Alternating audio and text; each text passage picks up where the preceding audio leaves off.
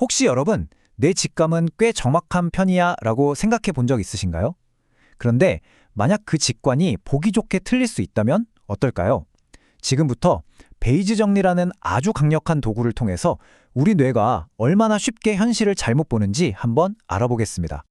자, 제가 퀴즈를 하나 내볼게요. 어떤 희귀병을 진단하는 검사가 있는데 정확도가 무려 99%나 된대요.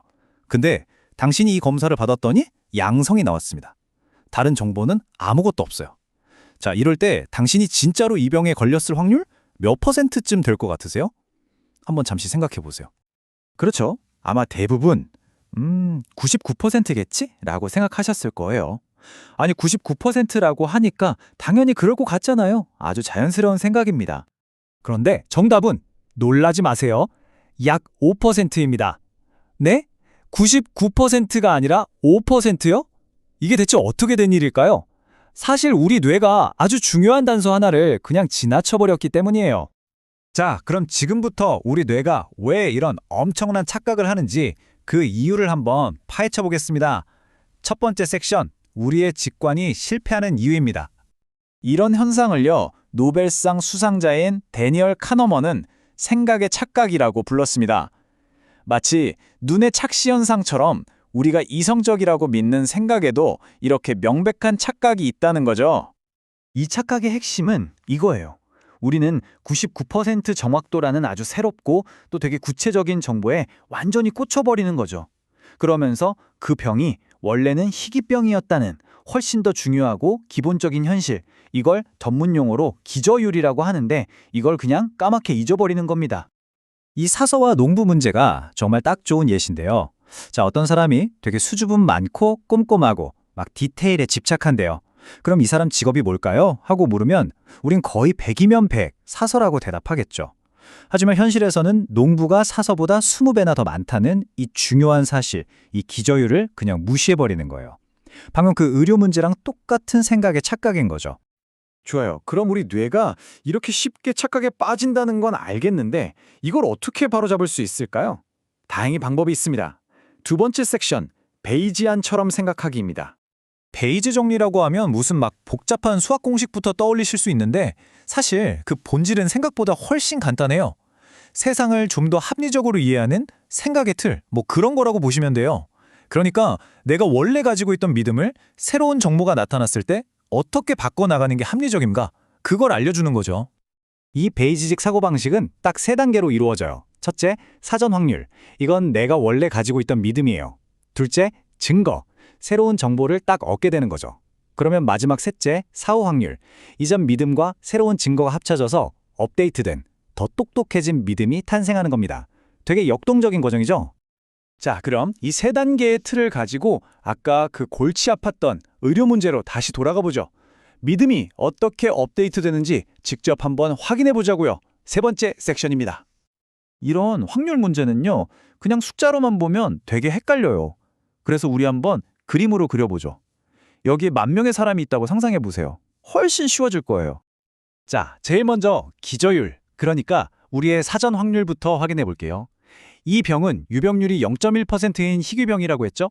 그럼 10,000명 중에서는 딱 10명만 진짜 환자고 나머지 9,990명은 건강한 사람이란 얘기예요. 이게 바로 우리가 출발해야 할 현실 세계의 모습입니다. 이제 99% 정확도라는 증거가 뭘 의미하는지 자세히 뜯어볼게요. 이게 사실 두 가지 의미가 있거든요. 첫 번째는 진짜 환자를 얼마나 잘 찾아내느냐예요. 이 검사는 성능이 꽤 좋아서 실제로 아픈 사람 10명이 있으면 그중 99%, 그러니까 거의 10명 전부를 당신 양성입니다 하고 정확하게 집어낸다는 거죠. 그런데 여기서 진짜 중요한 반전이 나옵니다. 정확도의 두 번째 측면, 바로 건강한 사람을 병이 없다고 얼마나 잘 판단하느냐 하는 거죠. 근데 세상에 완벽한 검사는 없잖아요. 이 검사는 건강한 사람한테 썼을 때 2%의 오류, 그러니까 가짜 양성을 만들어낼 확률이 있어요. 자, 그럼 계산해 볼까요? 건강한 사람이 9,990명이었으니까 그중 2%면 와, 무려 200명 가까이가 가짜 양성 판정을 받게 되는 거예요. 자, 그럼 그림이 그려지시죠? 당신이 양성 통보를 받았다면 당신은 두 그룹 중 하나에 속하게 됩니다. 진짜 환자 10명 그룹이거나 건강하지만 운 나쁘게 오진받은 200명 그룹이거나 결국 총 210명의 양성 판정자 풀 안에 들어가게 되는 거죠. 이 표를 보면 확 와닿죠? 양성 판정받은 사람 대부분은 사실 건강한 사람들이었던 거예요. 자, 그럼 제가 질문을 다시 드려볼게요. 이제 답이 눈에 보이시죠? 양성 판정을 받은 210명 중에 진짜 환자는 딱 10명뿐입니다. 그렇다면 당신이 정말로 아플 확률은 과연 얼마일까요? 네, 계산해보면 10 나누기 210, 약 4.7%가 나옵니다.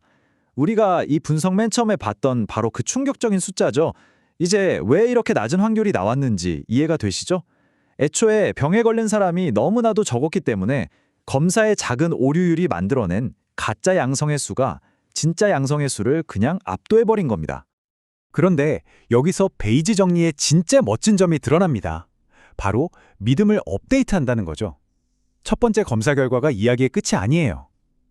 만약에 두 번째 검사에서도 양성이 나온다면 그때는 상황이 어떻게 바뀔까요? 이게 정말 중요한 개념인데요. 첫 번째 검사 결과로 우리가 얻은 4.7%라는 확률 있잖아요. 이게 바로 두 번째 검사를 위한 새로운 시작점, 즉 새로운 사전 확률이 되는 겁니다. 우리의 믿음이 한 단계 진화한 거예요. 나는 일반인보다는 이 병에 걸렸을 확률이 높아 라는 상태에서 시작하는 거죠. 이렇게 업그레이드된 믿음을 가지고 다시 한번 똑같은 검사를 받았다고 가정하면 와, 확률이 약 71%까지 수직 상승합니다. 정말 드라마틱하죠? 이렇게 증거가 쌓이면 쌓일수록 우리의 확신이 얼마나 합리적으로 그리고 강력하게 업데이트되는지를 보여주는 아주 좋은 예시입니다. 이건 단순히 의학 검사나 숫자 계산에만 쓰이는 얘기가 아니에요. 이건 불확실한 세상 속에서 우리가 어떻게 더 나은 판단을 내릴 수 있는지 알려주는 세상을 보는 새로운 안경과도 같습니다. 마지막 네 번째 섹션입니다. 자, 오늘 이야기의 핵심 한번 정리해볼까요? 첫째, 눈앞에 뭔가 되게 강력한 증거가 나타났을 때 거기에 혹하기 전에 항상 기저율, 즉 애초에 그게 얼마나 흔한 일이었는지를 꼭 먼저 생각하세요. 둘째, 우리의 믿음은 껐다 켰다 하는 스위치가 아니라는 거. 새로운 증거가 나올 때마다 조금씩 점진적으로 업데이트하는 겁니다. 이 간단한 원리가 바로 구글 같은 회사들이 A/B 테스트로 서비스를 개선하고 요즘 핫한 인공지능이 세상을 배우는 핵심적인 방법이에요. 반대로 이걸 무시하면 어떻게 되냐고요? 피 한 방울로 모든 병을 진단하겠다던 테라노스 사기 사건. 그게 바로 이 원칙을 무시해서 벌어진 비극적인 실패 사례죠. 자, 오늘 분석은 여기까지입니다. 마지막으로 여러분께 질문 하나를 던지면서 마무리하고 싶어요. 혹시 오늘 여러분이 이건 무조건 맞아 라고 굳게 믿고 있는 어떤 생각 속에 여러분도 모르게 무시하고 있는 아주 중요한 기본 비율은 없을까요? 한번 곰곰이 생각해 보시면 좋겠습니다.